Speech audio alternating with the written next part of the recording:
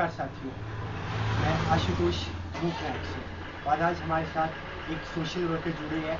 तो आपका मूक नायक के चैनल पे स्वागत है। बहुत बहुत धन्यवाद आशुतोष जी, और साथ में मैं अनिल जी का भी बहुत बहुत स्वागत करता हूँ। मूक नायक हिमाचल प्रदेश के अंदर वंचित दलितों और जिनके ऊपर अन्याय हो रहा है उन लोगों की आवाज़ को मूक नायक जो है गंभीरता से हिमाचल प्रदेश के अंदर अनुसूचित जाति के लोगों की आवाज़ जो है बुलंद कर रहा है। तो मैं आपसे चाहूँगा कि आप हमारे दर्शकों को अपने बारे में कुछ बताएं, अपना एक परिचय दें ताकि हमारे दर्शक आपके बारे में जान सकें। पहले तो मैं आपकी टीम का मूक नायक टीम का बहुत बहुत धन्यवाद करता हूँ कि आपने जो मेरे समय निकाला है और मेरा इंटरव्यू लेने सामाजिक दृष्टि से आप लोग यहाँ पहुँचे हैं, आपका बहुत बहुत आभार। और मैं बताना चाहता हूँ कि मूक नायक बहुत ही अच्छा काम कर रहा है यहाँ पर, और अनुसूचित जाति के जो मुद्दे हैं वो सरकार के समक्ष भी रख रहा है, और बहुजन समाज की जो विचारधारा है उसको भी मूक नायक दर्शकों के बीच लेके जा रहा है। सर, जैसे कि आज हम शिमला के चौड़ा मैदान पे हैं और चौड़ा मैदान पे यहाँ पर एक अम्बेडकर चौक से नाम है और वहाँ पर एक doctor Bhimrao Ambedkar book cafe था जिसका नाम बदलकर बुक कैफे हिमीरा प्रीमियम स्टोर किया जा रहा है। तो इसके ऊपर आपका क्या विचार होगा?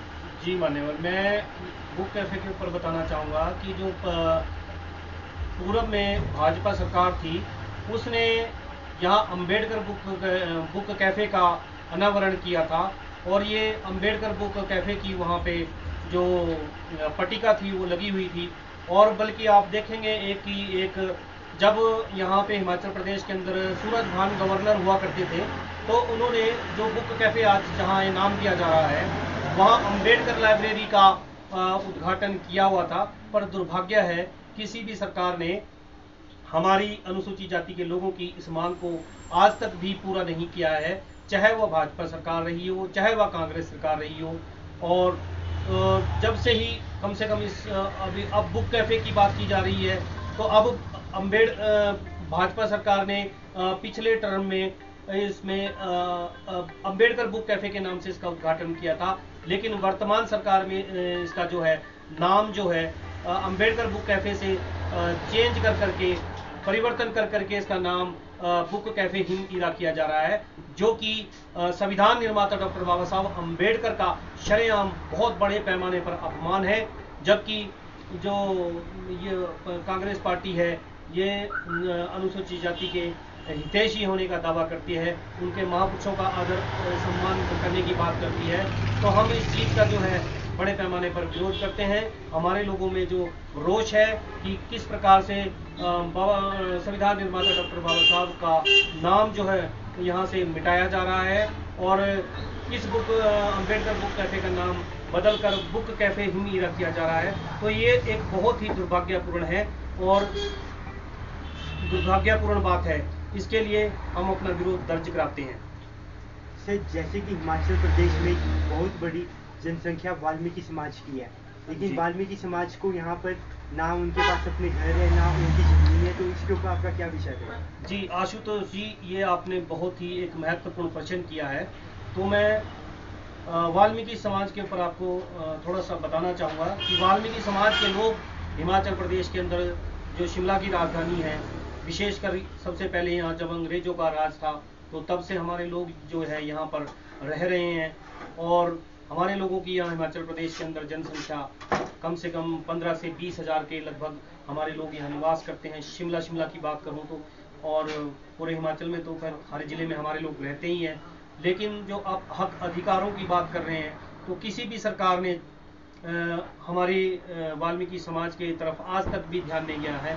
ये एक बहुत ही पिछड़ा और वंचित तबका बनकर रह गया है। इसकी शैक्षणिक स्थिति दयनीय है, आर्थिक स्थिति दयनीय है, और राजनीतिक तो आप देख ही रहे हैं किस प्रकार यहाँ हमारा कोई वर्चस्व नहीं है राजनीति में भी। तो सबसे वाल्मीकि समाज की जो मूलभूत आवश्यकताएं या उन लोगों को नौकरियों से वंचित किया जा रहा है, और जो एक काम था यहाँ ठेकेदारी प्रथा इन पर लागू की गई है। और एक इन्होंने एक रूल निकाला गया था कि हिमाचल प्रदेश के जितने भी सरकारी विभाग है, यहाँ पर इनकी पोस्टें, जो सफाई कर्मचारियों की पोस्टें होती थी, उस पर इन्होंने टाइम कैटर लगाने का काम किया। यानी कि इससे सिद्ध होता है कि वाल्मीकि समाज को हक अधिकारों से वंचित किया गया, नौकरियों से वंचित किया गया।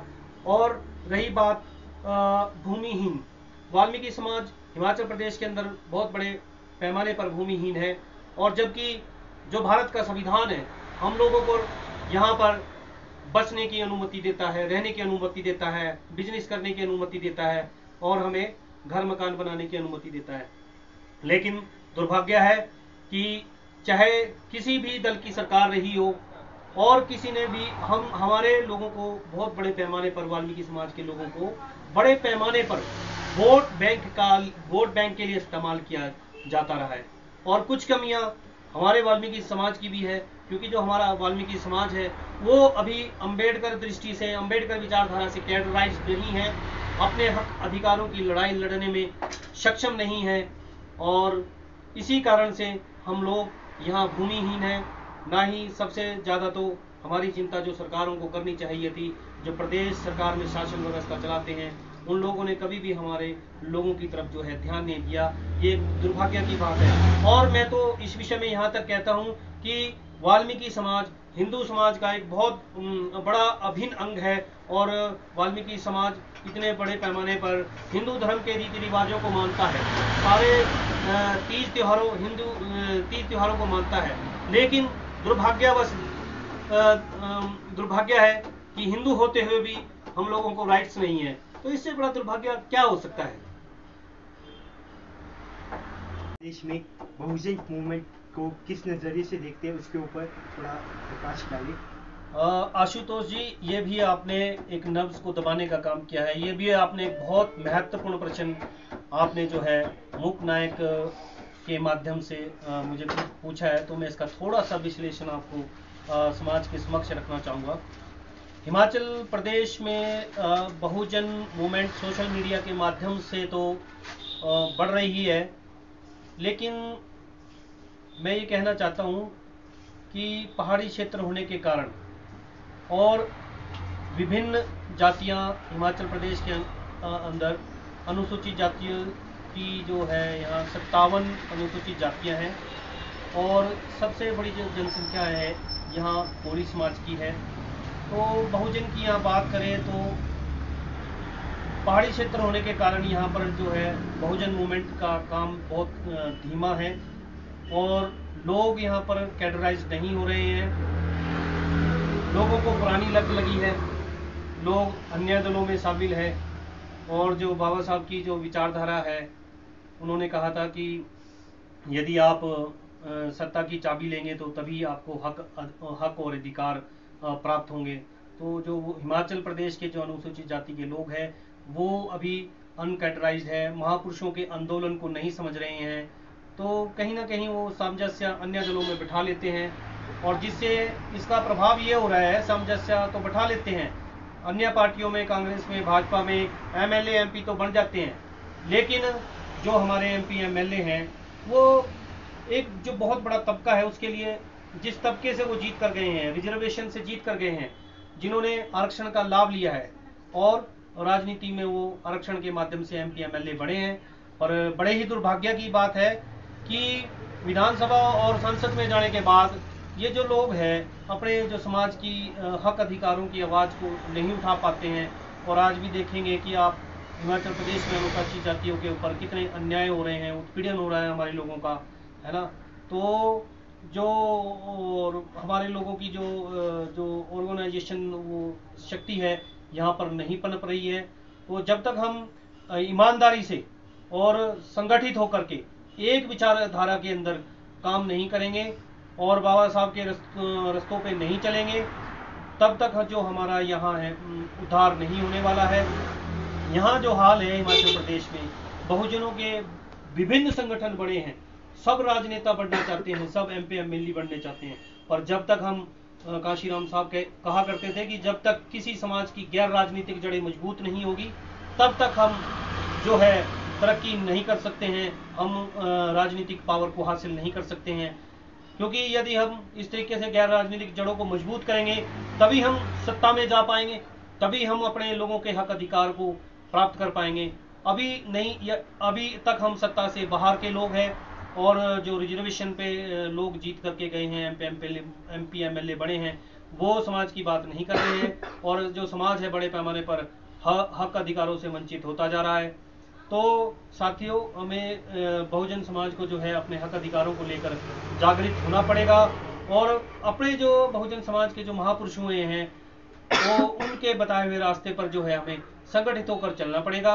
और जैसा कि हमारे महापुरुषों ने 85% का फार्मूला दिया है, वो ऐसे ही नहीं दिया, बड़ी रिसर्च के बाद उन्होंने 85% का फार्मूला दिया है। बिहार में अभी आपने देखा होगा कि जातिगत जनगणना हुई है, तो आपने वहाँ के आंकड़े देखे होंगे, सबसे ज़्यादा SC ST और OBC के लोग हैं वहाँ पर जनसंख्या में। तो ये पूरे भारतवर्ष में यदि जातिगत जनगणना का उद्घोषणा हो चुकी है, तो जैसे ही उद्घोषणा होगी तो लोगों को वाकई पता लगेगा कि जो बहुजन समाज के जो मूल निवासी लोग थे और जिन्होंने जो महापुरुषों अम्बेडकर साहब का जो आंदोलन चलाया है, जो महापुरुषों का जो आंदोलन चलाया है, वो ऐसे ही नहीं 85% का फार्मूला दिया था उन्होंने। तो जब तक हम इसके सारे लोग अनुसूचित जातियों के लोग इकट्ठे नहीं होंगे और मिलकर के हक अधिकारों की ईमानदारी से लड़ाई नहीं लड़ेंगे समाज की, जब तक हम लोग संगठित नहीं होंगे और ना ही हम सत्ता में पहुंच पाएंगे। इसके लिए हमें सब लोगों को एक होकर के अनुसूचित जाति के लोगों को अपने हक अधिकारों को आवाज को बुलंद करना होगा और तब जाके हम कहीं अपने हक अधिकारों और अपने लोगों की लड़ाई को यहाँ पर लड़ सकेंगे।